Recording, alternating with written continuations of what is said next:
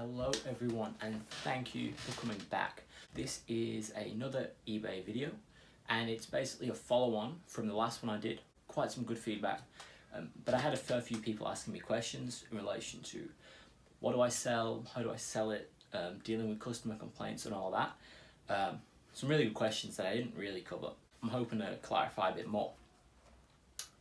The reason coming to you with this video today is because I actually rekindled my eBay selling 1 week ago.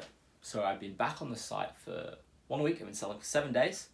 And so I'm here just to give you a progress report and just to update some of the things I said last time. When I made that video, I hadn't actually been doing the eBay stuff for a few years just because I had other things that were like a bigger priority for me. So as you can see behind me, zoomed in so you can't see all my other stuff, but 60-day total, just over $1,200, and 60 days is just its default, so I'm not trying to trick you with anything. I've been on the site selling again for 7 days, 50 items sold, 1,200 total. We've got 12 different products listed at the moment. Now, I know some of you have come here and you're going, please tell me what those items are. I can't do that. I can't do that because drop shippers, the thing they want to keep close is what is it that they're selling.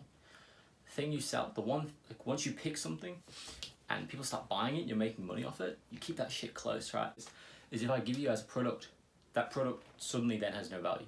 But as soon as there's more people selling it, it gets more competitive and then the profit margins disappear, right? And the whole point is finding a way to market an item so that you make a decent margin, right? So let's say you find something, you can buy it for 20 bucks, right? You find it in a good spot for 20 bucks. You might sell it for 35, right? eBay takes their 10.4% fee. It's ridiculous. Do what you're gonna do. And next thing you've made $10 or so off that sale. It's not bad. A couple of things when you look for items. Don't be too concerned about the price. You can sell super cheap things and make 300-400% profit on them. You know what I'm saying? So you could find an item that you can purchase yourself for $1, and you could find a way to market that for $5, $6, $7, $8, $9, $10, right? It's just about trying to find that edge. Once you've found yourself a product, you got to find an edge in terms of marketing. How can I market this? And when I say marketing, I mean how can I list this and advertise this on eBay so that people would rather buy off me compared to a cheaper seller or maybe someone that has a longer history on eBay and all those other things that as a buyer you're sort of looking for. Play in to your customers. You need to offer them a reason to come to you instead of them. Now, a really good sales point is to be really on point with your communication. And when I say that, I mean you need to write your ads, grammar, spelling, punctuation a lot. Make it look good. Use high quality photos, make the advertisement look clean and crisp. The reason for this is that people click on your thing, they see, okay, this person not gonna bullshit me around. And that's just an assumption people make. When they find a cheap item on the internet or on eBay and the listing's crappy, everything's very basic, they go, I could buy this, but I think I'm taking a risk. It doesn't seem very trustworthy or knowledgeable or something along those lines, or doesn't really know what they're doing. And so when you can give them that really nice presentation, it builds an immediate level of trust. Step number 2, when you sell an item, I want you to follow up with that buyer as soon as you can, basically. You get up in the morning, you have your cup of coffee, check your emails, you see, oh, okay, I've sold this, this, this. Send those buyers an email thanking them for their purchase. Once again, grammar, spelling, punctuation, vocabulary, make it all clean and crisp. Thank them, explain when you expect the item to be arriving for them, explain that, your supplier is currently processing their order and it will be sent out soon. If you could please leave me positive feedback, that would be awesome. Something along those lines is how you get your customers to trust you. The reason you want these one-off customers to trust you is for that feedback. You want the positive feedback. You build up a feedback score, you build up trust. It's also going to minimize the amount of refunds or disputes you're going to have with customers. If you go on eBay and you buy something, you don't really have any sort of connection with the seller, if you know what I mean, for the most part at least. You might buy something, and if there's any issue, you don't see the seller as a human being. And so you might just abuse them, you might just, you're gonna piss them off. But when you're on the seller end, and you're getting that sort of shit given to you, well, 1, you want to minimize it, and 2, you need to handle it in the most professional way you can so that these people see you as a person and see you as someone doing something decent. And so that starts from the second they buy it. The second they buy the item, create a conversation with that buyer. A lot of them just won't reply to you. That's fine. It's there. And some will appreciate the fact that you're communicating with them. Now, in terms of actual products to buy, a couple of things. One, find something that you can have an edge on. How can you market this? Maybe you find something and you can market it a completely different way, or as a completely different item to someone else, and that sells at a higher price.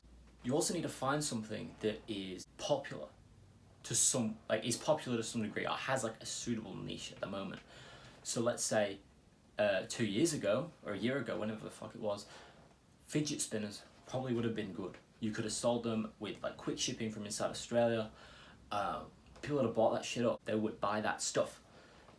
Nowadays, I don't know, metal drinking straws, Fitzbo shit. Check your social media, see what's selling on there. Like you get those like video ads on Instagram of people like, you should buy this item. That's all ads for Shopify accounts. And if they're spending all that money advertising it, it's probably making them some money. So you might want to look into those products. Otherwise, just have a think of what are those buzz items at the moment? What are selling? What are people wanting to buy? And see if you can get an edge into those products, because they will sell. So we got 12 listings, right? I'm actually probably selling maybe 5 or 6 different items. What I've got is different listings selling the exact same thing at different price points and with different marketing edges. I'm marketing them differently with different photos and for a different target audience. You're going to want to experiment with a few different target audiences just to see which ones work and which don't. And you might find that none do, and that you really can't get a sale on that product, in which case scrap it, start again. It's about looking for those audiences, and you can do that by finding different photos, writing your ads differently, and making different price points. Another good way to do this is to offer free shipping on things without increasing the price. And what I mean by that is you might sell an item for $5.99 with $2 shipping. Well, why not take that exact same listing and offer that product for sale for $7.99 with free shipping and see which one does better? Because some people are looking for what's the lowest price of just the item. Other people are looking for, well, I want free shipping. This is a higher quality item because it's costing me more. But it's not, is it? It's just another way to use and manipulate buyer behavior. Another key thing is organization and management. Once you start getting sales on eBay, you just start getting bombarded with emails. You're looking at just too many emails to keep up with. So when you create this account, make one email. Make a brand new email just for this, right? Because you want everything in there to be just connected to the sales and the purchases of that eBay account. Keeps it easy, right? Now, in terms of sourcing products, I look at 2 main places: eBay itself and dropshipping websites. The idea here is if you've got eBay itself, you can buy from eBay and ship direct to the customer. If you get on a dropshipping website, you can buy a larger amount up front, and then as they sell, you can get them to ship for you one at a time. The second option may be easier in terms of organization. The first option might cost you a little bit more, but it means you don't have to hold inventory, and there aren't very many startup costs associated if you choose that way. Now, the last thing I'm going to say is eBay versus Shopify. You see a whole lot of people, same thing with the eBay ads. You'll see those people coming up being like, I made $1 million this month, like check out, buy my program, I'll show you how to do Shopify, right? Shopify is really cool. I like it. I've seen it work for people. I've seen it not work for people. I know some people personally that are making like a lot of money on Shopify. The issue with Shopify for me, the reason I don't think it's something for everybody, is it might cost you a few $1,000s before you start making any money. You'll need to buy the decent layout. It's going to take you time to build that website. You're then going to have to spend money marketing your products because people probably aren't just searching and getting your website coming up in front of them, right? Whereas eBay, they're searching for the item, yours is going to be there. I know this one guy that makes $1,000 a day in sales on Shopify, but he spends $300 a day on Facebook ads getting those sales. So he's still making a lot of profit and he's driving a lot of sales, but if his sales drop off, he's then at a $300 a day deficit, you know what I mean? And if he isn't making those sales, he's then losing money. And so Shopify works once you find the right products but it might be worth trying them on eBay first because it's cheaper, it's easier, it has less commitment. Yeah, that's eBay versus Shopify for me. Other people, if you're a bit of a whiz with websites, you don't mind putting some money in and you just want to go for it, go ahead, give it a go, see what happens. You can take these same principles and apply them to Shopify because that's what they're teaching you, that's what they want you to pay them $50 a month for, or whatever. It's the same shit. They're just forcing traffic to their website, whereas we're trying to get listed well in eBay and to get customers on our eBay shit, and it's costing us nothing. We only pay fees when the item sells. They have to spend all this money to get the sale to start with. And that is why I prefer, personally, eBay over Shopify.